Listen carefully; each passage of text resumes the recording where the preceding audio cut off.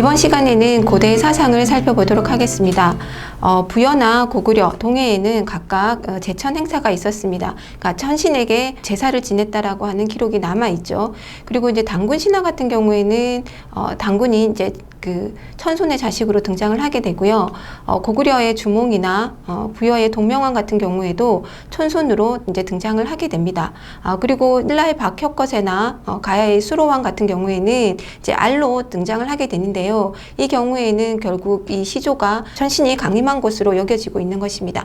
그래서 이제 후대의 왕들은 결국 이 시조를 천신의 후손 또는 천신이 강림한 곳으로 여겨서 시조묘를 만들고 그 시조묘에 대한 제사를 계속 이어나가게 됩니다. 그래서 시조를 이제 숭배하는 그런 이제 제사 의식들을 보여주게 되는 것이죠. 천신 사상들을 가지고 있었는데요. 문제는 이 삼국이 각각 발전을 하는 과정에서 주변 지역들을 복속해 나갑니다. 그러면 이제 이 삼국만 천신 의식이 있었느냐? 그렇진 않고요. 이 주변에 있었던 소국들도 각각 자기들의 국가를 건국한 시조에 대해서 또는 조상에 대해서 천신이다, 천손이다라고 하는 인식들을 가지고 있었을 것입니다. 자, 그래서 이제 이 삼국이 주변 지역을 복속하면서 그 지역들을 편입을 시키다 보니까 결국은 그 정복자인 이 삼국의 왕도 천손이고 그 다음에 정복을 당한 피정복 국가의 그 소국의 왕들도 결국은 이제 천손 의식을 갖고 있어서 사실은 이 권위적인 부분이나 권력적인 부분에서 차이가 나지가 않는 거였습니다. 그러다 보니까 삼국은 고대 국가로 성장하는 과정에서 이 복속된 지역들과는 다른 자기들만의 어떤 그 권위와 권력들을 보여줄 수 있는 새로운 사상이 필요했던 거죠. 이때 마침 중국에서 불교가 유행을 하고 있었고, 그래서 이제 이 불교라고 하는 새로운 사상을 적극적으로 받아들이게 됩니다. 삼국이 불교를 받아들이는 것은 약간의 차이가 있긴 하지만 고구려와 백제는 4세기 372년과 384년에 각각 고구려와 백제는 중국으로부터 불교를 받아들입니다. 반면에 신라는 이제 이 동쪽 끝에 치우쳐 있다 보니까 중국과의 교류가 상당히 늦었죠. 6세기 넘어가서 중국과 교류를 하다 보니 중국으로부터 바로 불교를 수용하지는 못합니다. 그래서 신라의 불교는 고구려로부터 전해지게 되는 거고요. 그 시기도 이제 좀 상당히 6세기로 좀 늦어지게 됩니다. 자, 어쨌든 이 삼국이 전체적으로 불교를 수용하는 과정을 보면 불교를 수용하는 주체가 누구냐? 삼국의 왕들이 적극적으로 나서서 불교를 수용을 하고 있습니다. 자, 그렇다면 불교를 왜 왕들이 직접 나서서 수용을 하는 것일까? 그것은 이제 불교가 이 왕권이나 또는 통치 이념으로서 어떤 의미를 가지기 때문에 적극 수용에 나섰겠죠. 불교가 갖고 있었던 그러면 하나의 특징이 무엇이냐라고 한 부분을 보면 불교는 기본적으로 살아생전에 자기가 행했던 행위, 그걸 우리가 업이라고 얘기합니다. 그 업에 따라서 죽은 다음에 심판을 거쳐서 결국 다음번에 어떤 생을 살 것이냐라고 하는 그 윤회의 삶을 산다라고 설명을 하죠. 그래서 그 윤회하는 과정이 6가지가 있는데 제일 밑에서부터 보면 지옥, 악귀, 축생, 아수라, 인간, 천 이렇게 이제 6가지의 길이 있다라고 얘기합니다. 그래서 이제 육도윤회라고 하는데 이 윤회의 이제 제일 꼭대기에 하늘, 천신이 존재를 하게 되죠.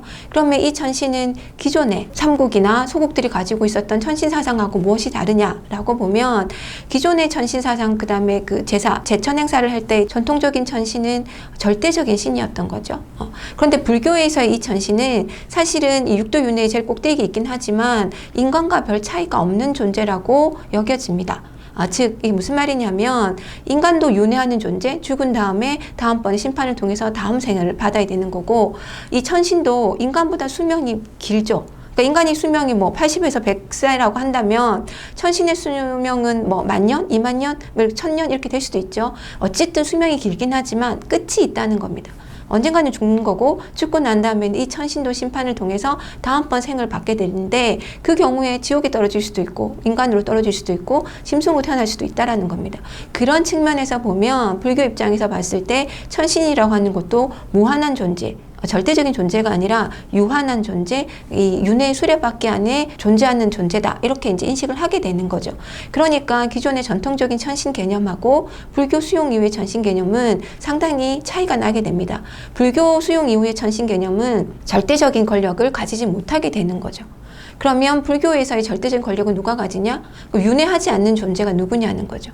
천신 위에서 윤회하지 않는 존재, 그 존재가 바로 부처가 되는 거고요. 그래서 이 삼국의 왕들은 자기 자신을 또는 자기 왕실을 부처와 동일시를 하게 됩니다. 이걸 우리가 일명 왕즉불, 왕이 곧 부처다라고 하는 사상, 이런 것들을 적극적으로 받아들이게 되고, 또 불교에서 말하는 그 이상적인 군주상이 있습니다. 그게 이제 전륜성왕이라고 하는데, 이 전륜성왕은 이제 수레를 타고 다니면서 이렇게 한 바퀴 휙 돌면 전륜성왕이 도는 그 지역이 다 평온해지고 통일이 되고 좋은 국가가 된다라고 하는, 그래서 이상적인 군주로 이 전륜성왕을 얘기하고 있는데, 그러다 보니까 삼국의 왕들도 자기 자신을 전륜성왕에 빗대거나 또는 부처와 동일시하는 이런 사상을 받아들이게 되고, 그렇게 되면 결국은 기존의 전통적인 천신을 숭배하던 소국, 자기네가 정복했던 소국의 그 지배자들과 삼국의 불교를 수용한 이 왕들하고는 격차가 생기게 되는 거죠.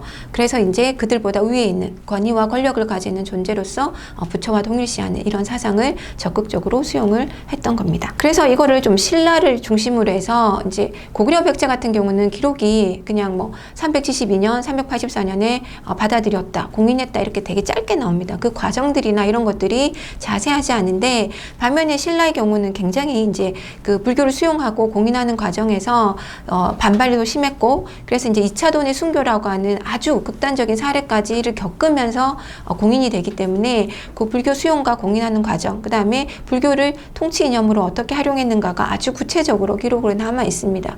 그래서 이제 이 불교를 어떻게 통치 이념으로 활용했는지는 신라의 그 왕실을 중심으로 해서 조금 설명을 드려보도록 하겠습니다. 자, 일단 이게 왕실 계보도를 잠깐 보시면요. 진흥왕에게는 2명의 아들이 있었는데, 첫째 아들은 동륜, 둘째 아들은 사륜.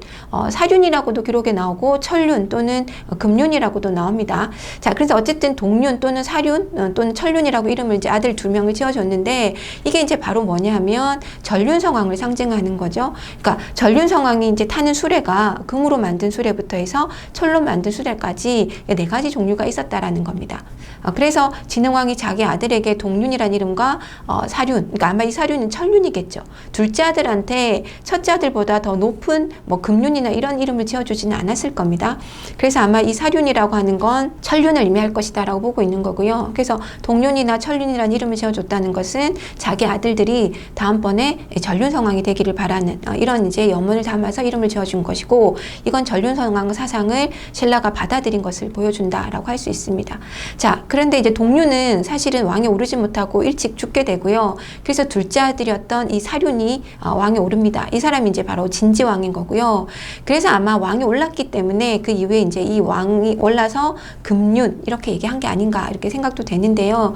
또는 이 천륜이라는 말에서 철은 쇠, 그죠? 그 쇠는 발음이 자꾸 이렇게 변화되면 쇠, 사. 그래서 사 또는 철이니까 쇠를 이제 바꿔서 바르면 이제 금, 그죠? 쇠금자 이렇게 해서 금, 이런 식으로 해서 이제 천륜, 사륜, 금륜 이런 식의 다양한 표기가 나온 게 아닌가 이렇게들 이제 보고도 있습니다. 자, 어쨌든 이제 진지왕이 왕에 오르게 되는데요. 이 진지왕은 4년 만에 왕위에서 쫓겨나게 됩니다.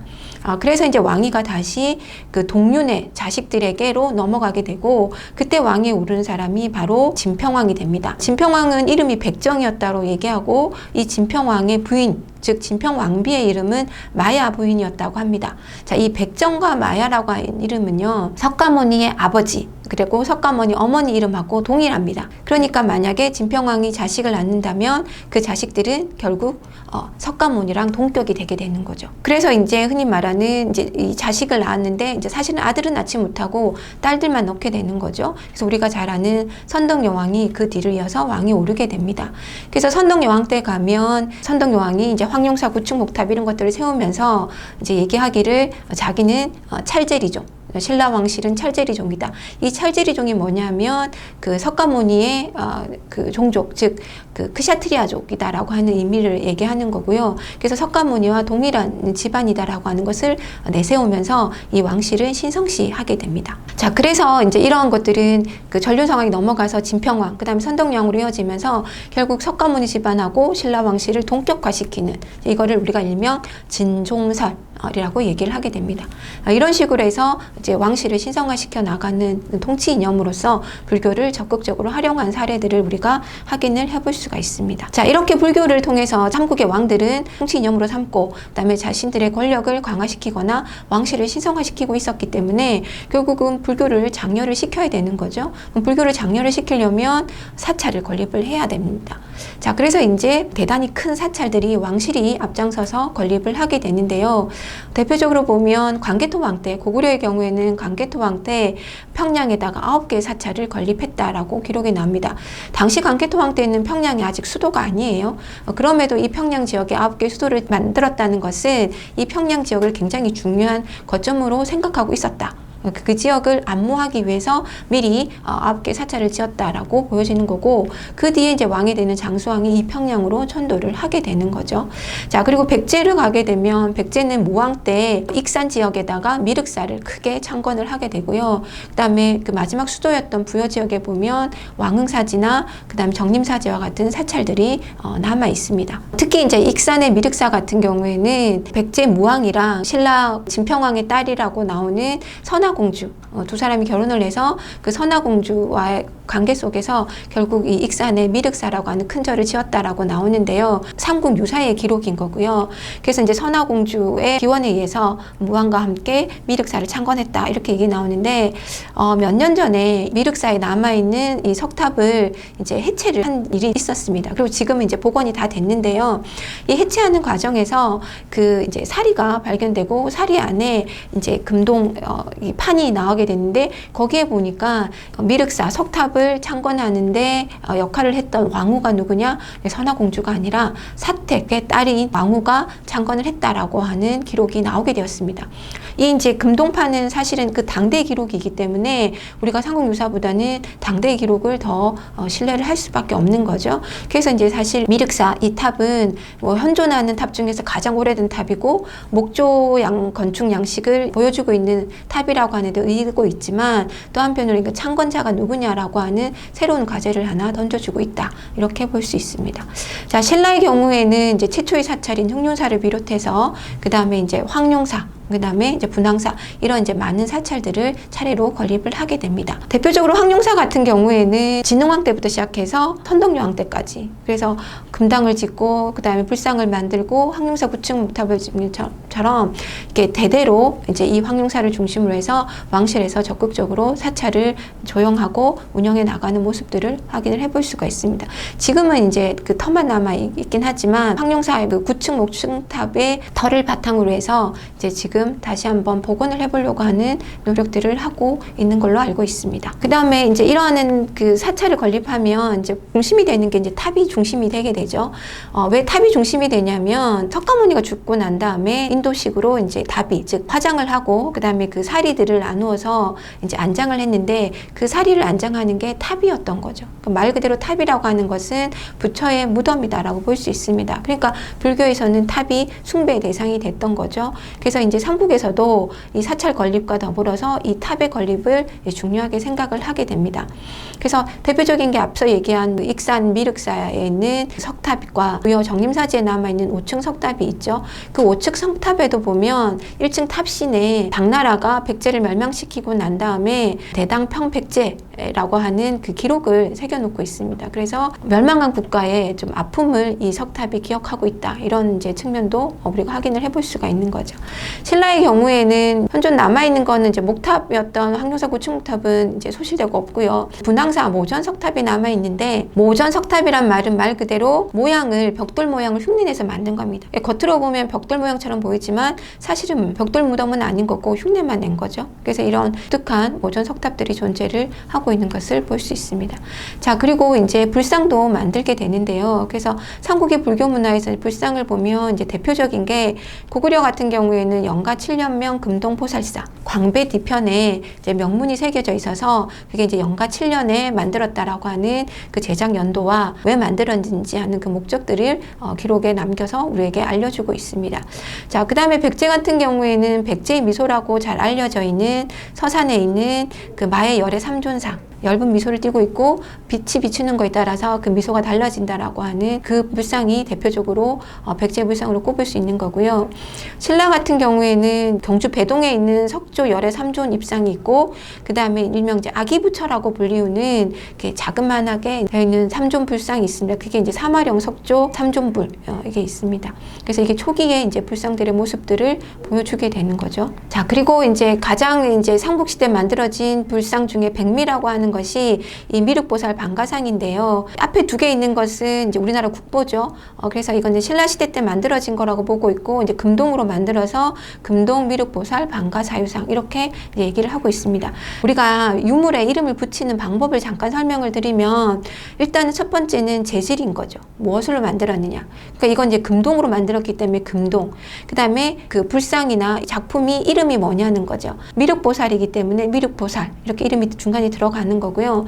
그 다음에 형태가 어떻게 있냐. 서 있냐 앉아 있느냐 하는 어떤 모습을 하고 있냐. 그걸 마지막에 붙여주는 겁니다. 그래서 이 미륵보살 같은 경우는 반가, 즉 가부자가 아닌 반가부자를 하고 있고 사유를 하고 있는, 생각하고 있는 모습이다 해서 반가사유상이라고 하는 표현을 뒤에 붙이는 거죠. 그러면 금동 미륵보살 반가사유상 이렇게 되는 거고, 제일 끝에 있는 이거는 이제 일본에 있는 건데요. 일본에 있는 이제 목조 미륵보살 반가사유상, 이건 이제 나무로 만들었기 때문에 목조. 그다음에 이 보살은 미륵보살이기 때문에 미륵보살, 마찬가지로 반가사유상을 모습을 하고 있어서 반가사유상이라고 하는 이름을 붙이면 목조 미륵보살 반가사유상 이렇게 얘기를 할 수가 있게 되는 거죠.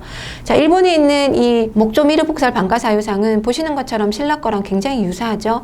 그래서 이제 신라에서 전해졌다라고 보거나 삼국과 일본의 문화 교류의 양상을 잘 보여주는 유물이라고 하는 걸로 대표적으로 꼽히고 있습니다.